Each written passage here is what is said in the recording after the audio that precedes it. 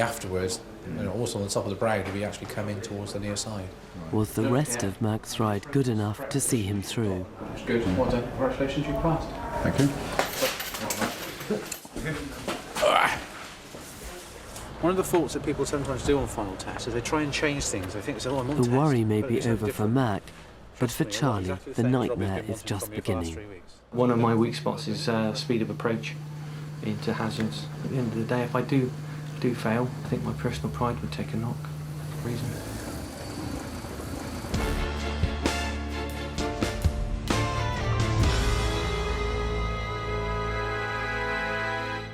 In Burnham, Billy's still dealing with the van driver. Right. Hello, Drive, how are you? Oh, not so bad, mate. The reason I stopped you is for a drink drive check. It's part of Operation Tonic. Have you had any alcohol today as such? No, not today. Okay, when was the last time you had some? Had a beer last night, about 9 o'clock. 9 o'clock-ish? All right then. Okay, but I did notice you were driving with your elbows up on the steering wheel. All right, Now, yeah. if you were on your driving test, remember way back when we had the driving test, if you'd driven along there with your hand on the, or your elbows up on the steering, would you have passed or failed? I imagine I'd have failed. So therefore you wouldn't have had a licence to run around in this sort of employment.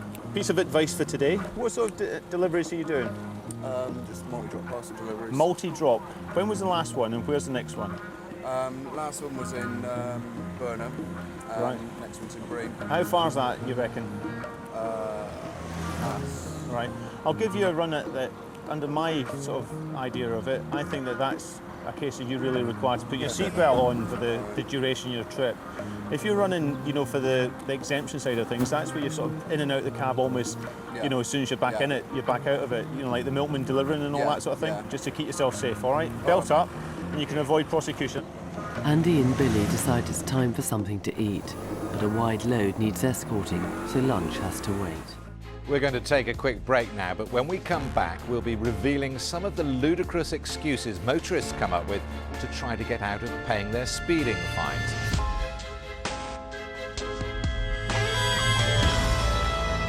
Anyway, it's speeding that's about to ruin the party for our last bike cop wannabe as he faces the most critical part of his exam. Let's rejoin the story. Charlie's test is now over, and his lifelong dream of becoming a bike cop is hanging in the balance. If that was an examination then, would you be happy to submit that as a piece of coursework? Depends what you're going to say about it. Well, you've got to tell me, are you happy? Charlie's worst fears are becoming a reality. Well, unfortunately, Charlie, on this occasion, I'm going to have to fail you, I'm afraid, because the speed limit at Gravesend was 40, and you went straight up to 50. Charlie's old habit has come back to haunt him. One of my weak spots is speed of approach. You're 10 miles an hour over the top. And also, the speed limit at Thornbury Hill, coming down when the distance between us grew rapidly. You know the speed limit in Thornbury Hill? Have to pass the tarmac in lorry? Yeah. It's 30 all the way down through there. Why is there a 30 at the bottom then? It's 30 all the way down through the hill, new speed limit in place. There were definitely parts in that ride which showed me that you're more than capable of passing. So what I'm going to do is to retest you as soon as possible. I know it comes hard after 3 weeks hard work. It does. But I did it, and I knew I did it right at the start. That's the annoying thing. sorry to be the bearer of bad news, but You're not. unfortunately we've got standards, laws, and we've got to comply with it. I'm disappointed, but it's my own fault. I can't argue with John. I can't question it. I mean, it's a 40 limit, and I went through there at 50, so... C'est la vie. I'll live to fight another day.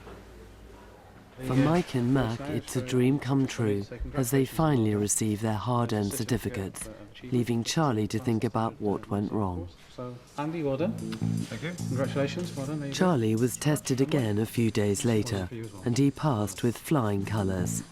Now all three rookies are out on patrol as bike cops. You know why I've stopped you? In Wells, Dick's speed check has caught another offender.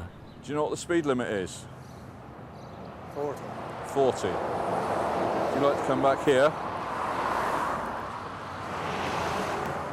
That's your average speed, 50, over half of a mile. Your average speed was 50, so at some point you were higher than that. You didn't seem to have taken the hint, really, because even once behind you, you were still up around the 45, 46 mile an hour. He says he did see me, but the problem was that when he did see me, he didn't react to where I was and what I was doing. Yeah, that one's loose. I've also advised him about some safety matters in relation to the load he's carrying. Some of the chains holding the vehicles on are loose. 55.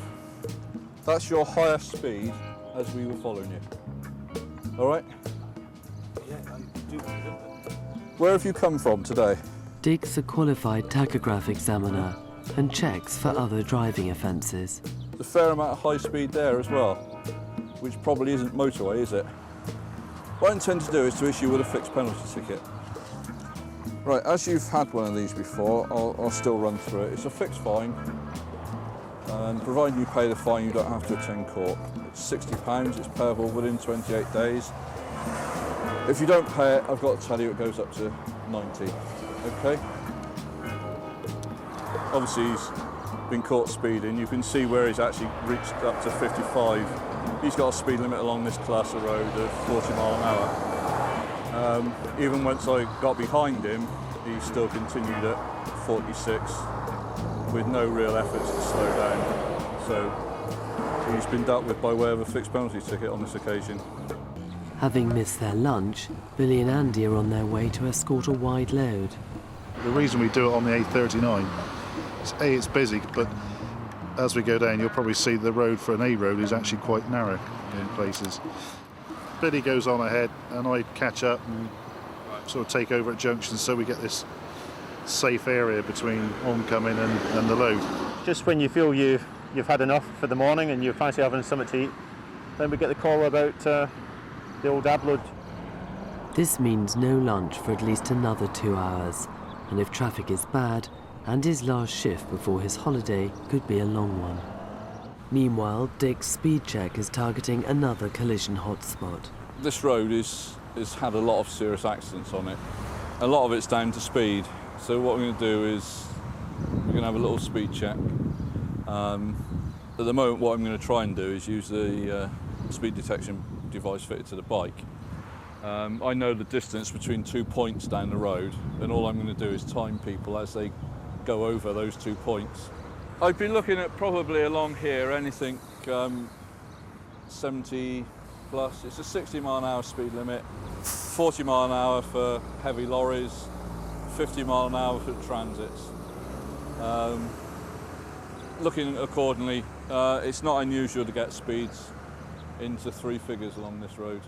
Can I advise you, sir, that the speed limit's 60? I've just checked your speed. It's down the road at 71. Just take it as a warning on this occasion. Good afternoon. What's the speed limit, please? And what was your speed? It was 75 on average.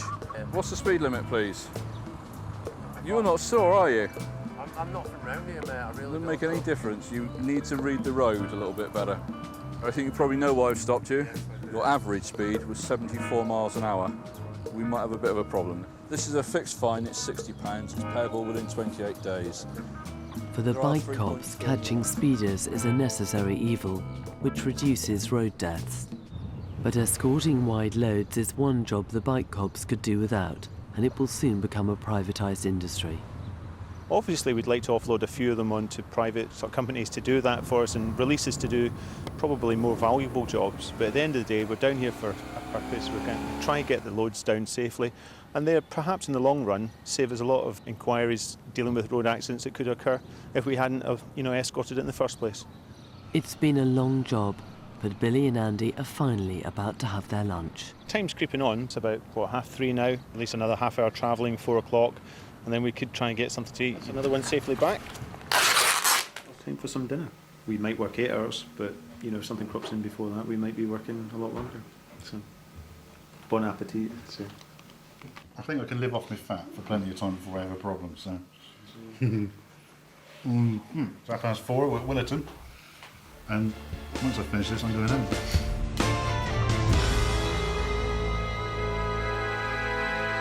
And on that happy note, it's time for us to shut up shop.